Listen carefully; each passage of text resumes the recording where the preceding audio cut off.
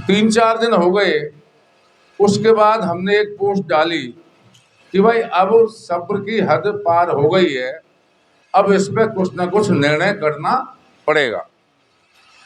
मैं धन्यवाद देता हूं भाई दिनेश जी को, जिन्होंने दूसरे दिन सिनसिनी में पंचायत रखी। वहां महाराज साहब का फोन पहुंचा। महाराज साहब ने कहा कि सरदारी में से 21 आदमी कल मुझसे मिलो। हम मिले, सारी बातें उन्होंने बताई और बातों का अंत यहाँ हुआ। शुरुआत उन्होंने यहाँ से की कि मैं आज आपसे दिमाग से नहीं दिल से बात करूंगा, और 4 साल की उन्होंने बहुत सारी बातें बताई। और जब वहां से हम उठे तो उनकी आंखों में भी आंसू थे और हम लोगों की आंखों में भी आंसू थे, जो उनकी शादियों में भी शामिल थे। वहां से दोबारा ऐलान हुआ कि 21 तारीख को झंडा लगाना है।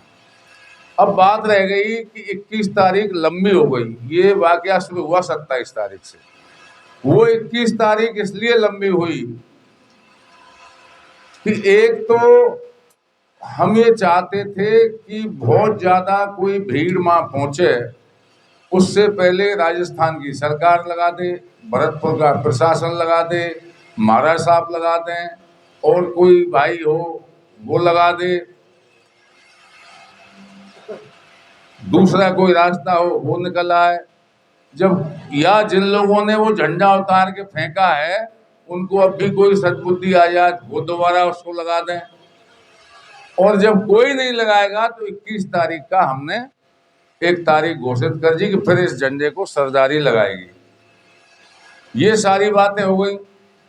उसके बाद फिर एक ट्वीट आया उधर से अनिरुद्ध सिंह का कि जो लोग झंडे का विरोध कर रहे हैं वो झंडे के डंडे को अपने फलांडीक में घुसेड़ लें। कोई बात नहीं, वो बात हो गई। फिर एक ट्वीट किया कि मेरी माँ जो लूंगरा और ये दुपट्टा सा ऊपर ओढ़े चुनरी वो इसलिए पहनती थी कि भरतपुर की सभी महिलाएं इस पोशाक को उनसे प्रेरित होकर पहने और भरतपुर की सभी महिलाओं को मैं राजपूत समाज की कह सकूं। अब उनको ये नहीं मालूम कि भाई जयपुर से ऊपर जिसको आप राजपूती वेशभूषा कह रहे हो उसको तो मारवाड़ में सब लोग पहनते हैं, और हमारे तो यहाँ बयाना में गुर्जर समाज की महिलाएं पहनती हैं। फिर एक ट्वीट आया और तमाम ट्वीट आए कई तरह के, हमारे बारे में कहा कि जो लोग झंडे का विरोध कर रहे हैं वो असामाजिक तत्व हैं। हम असामाजिक तत्व हो गए क्योंकि हमने वो अपील की। तो मैं ये कहना चाहता हूं कि भाई हम समाज के लिए या अपने पुरखों के लिए या अपनी पगड़ी के लिए लड़ाई लड़ रहे हैं और अपने परिवार को समाज को साथ लेकर चल रहे हैं। हम असामाजिक हैं, और तुम जिसने अपने बाप को 4 साल से घर से बाहर निकाल रखा है तुम सामाजिक हो, तो हमें तुम्हारी परिभाषा में सामाजिक रहने की जरूरत नहीं है, हमें हमारे असामाजिक होने पर फिर गर्व है। कल एक काफी अफवाह उड़ाई कि आज 4 बजे अनिरुद्ध सिंह प्रेस वार्ता करके अपना पक्ष रखेंगे। अब हम में भी बड़ी उत्सुकता थी कि भाई 4 बजे क्या करेंगे। तो आज सुबह 5 बजे मैं देख रहा था, मैं कहूँ रात को कर रही हो कछु, तो उसमें एक चीज लिखी मिली कि भरतपुर के लोग इतिहास पढ़ें, इतिहास की जानकारी नहीं है। अब भाई हमने ये इतिहास तो पढ़ा है कि जब दिल्ली में महाराजा सूरजमल जी की धोखे से हत्या हुई, वो शहीद हुए, तो उनके बेटे महाराजा जवाहर सिंह ने दिल्ली पर चढ़ाई की और अपने बाप का बदला लिया, सम्मान रखा भरतपुर रियासत का। ये इतिहास अब हम देख रहे हैं कि उसी महाराजा सूरजमल की 15वीं पीढ़ी ने अपने बाप को 4 साल से घर से बाहर निकाल रखा है। ये इतिहास हम पढ़ना नहीं चाहते, उसका हम विरोध कर रहे हैं। तो आप क्या इतिहास की बात हमसे करते हो? तो बिल्कुल ऐसी स्थिति कर दी है कि अब बैठने की स्थिति नहीं है। एक बात और आई, महाराज साहब की भी मैं कमी मानता हूं। अब 10-12 दिन से सारी बातें हो रही हैं तो कुछ सही बातें भी समाज में रख देनी चाहिए। मेरा ये मानना है कि वो बाप की हैसियत से कितनी भी सरलता और नरमाई उनके प्रति बरत लें वो तो बात जचती है, लेकिन भरतपुर महाराज होने के नाते इतनी नरमाई, चाहे वो प्रजा हो चाहे खुद का बेटा हो, उनको निर्णय बोल्ड तरीके से करना चाहिए। राजा की ड्यूटी बनती है।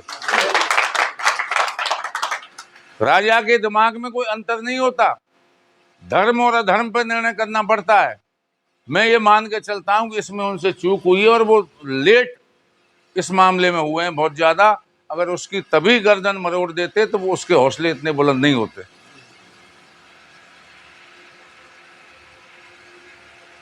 हमने कभी समझौते नहीं किए पूर्वजों ने कि साहब कोई लड़की अकबर को दे दी, जोधाबाई नाम की तोप चला दी या कोई और काम कर दिया। हमने संघर्ष किया है। आज एक पोस्ट और डाल दी कि देखो ये वीरांगना हैं, ये राजपूत महिला हैं, इन्होंने जौहर किया था। अरे हमारे पुरखों में इतनी दम थी कि महिलाओं को जौहर करने की जरूरत नहीं थी। हम अपनी महिलाओं की रक्षा करना जानते थे, हम तलवार चलाना जानते थे, युद्ध करना जानते थे। और सारी लड़ाइयां जब आप देखोगे इतिहास में, तो आगरा में ब्राह्मण लड़की के लिए हुई, दिल्ली में किसी और जाति के हुई। हमारे राजा तो हिंदू धर्म के नाम से जाना जाता है। सूरजमल जी को आप हमें कौन से इतिहास पढ़ाना चाहते हो? तो जौहर की जरूरत कहां पड़ रही है? और अभी बता रहे थे पूर्व वक्ता कि महारानी किशोरी जी ने क्या निर्णय लिया कि अपने भाई को शहीद कर दिया। ये किसी जौहर से कम है क्या? जौहर का मतलब है कुछ भी करने को तैयार।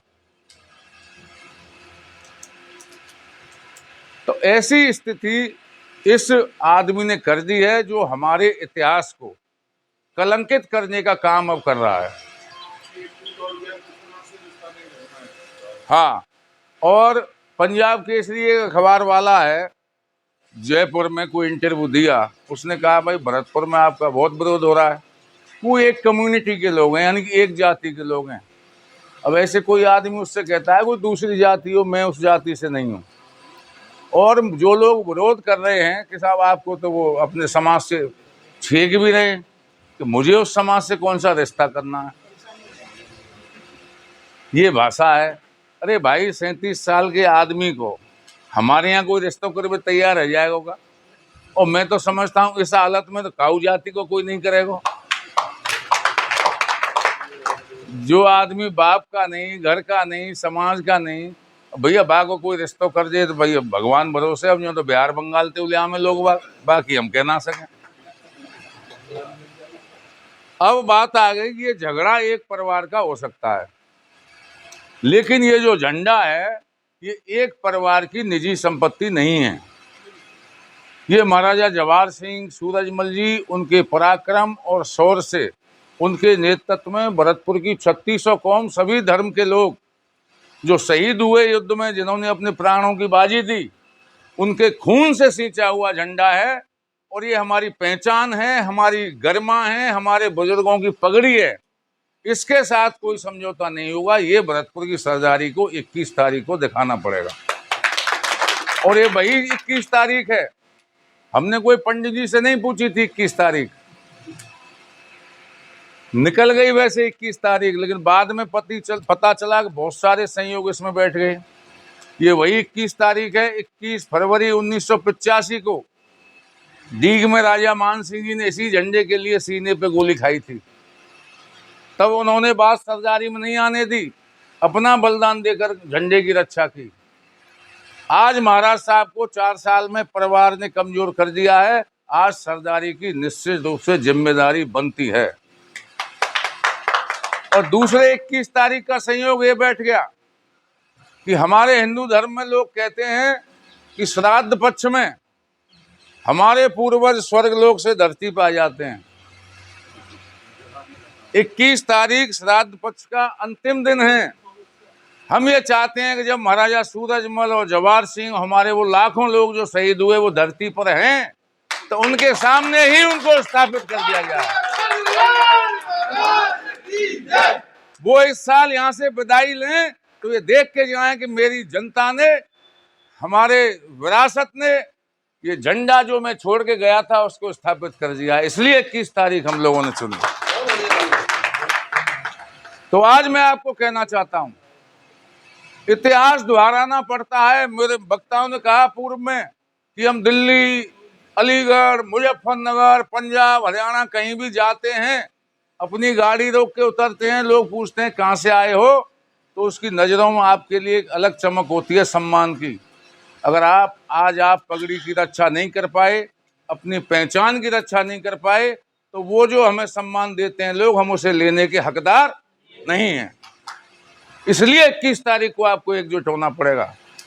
और मैं धन्यवाद देना चाहता हूं भाई रणवीर जी को, लेखराज जी को, हमारे पंचायत समिति सदस्य ओमवीर जी को, कि मैंने इनसे कहा भाई लड़ाई तो हो रही है, लोग आ रहे हैं आगरा से, अलीगढ़ से, हिंडौन से, मथुरा से, दिल्ली से, राजस्थान से, पंजाब से, लेकिन एक तो ये नहीं हो कि भरतपुर की सरदारी कम रह जाए, ये भी हमारे लिए शर्मनाक बात है।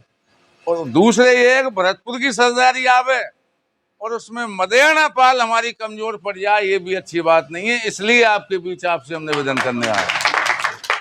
आज यहाँ सभी जाति धर्म के लोग बैठे हैं, उम्मीद करते हैं और विश्वास भी है, ज्यादा लंबी चौड़ी बात मैं नहीं करना चाहता, कि 21 तारीख को बता दीजिए कि जो हमारे पुरखों ने स्वाभिमान छोड़ा है, विरासत छोड़ी है, भरतपुर की सरदारी उसकी रक्षा करना जानती है, ताकि सरकार को भी पता चल जाए, प्रशासन को भी पता चल जाए। और आप ऐसा काम 10-20 साल में कर दोगे तो फिर अगले 10 साल आराम से मस्त सो भरतपुर के नाम पे। इसलिए आपको 21 तारीख को आना है। तो आप सब लोग यहाँ पधारे, उसके लिए बहुत बहुत धन्यवाद, आभार, जय हिंद। मैं भाई कल्लन जी जो यहाँ के भांजे हैं उनका भी धन्यवाद देना चाहता हूँ। कल इनके सामरे में हम लोगों को जाना है, इन्होंने भी एक पंचायत रखी है, इनका सहयोग मिल रहा है, इनको भी बहुत बहुत धन्यवाद। राम राम साहब।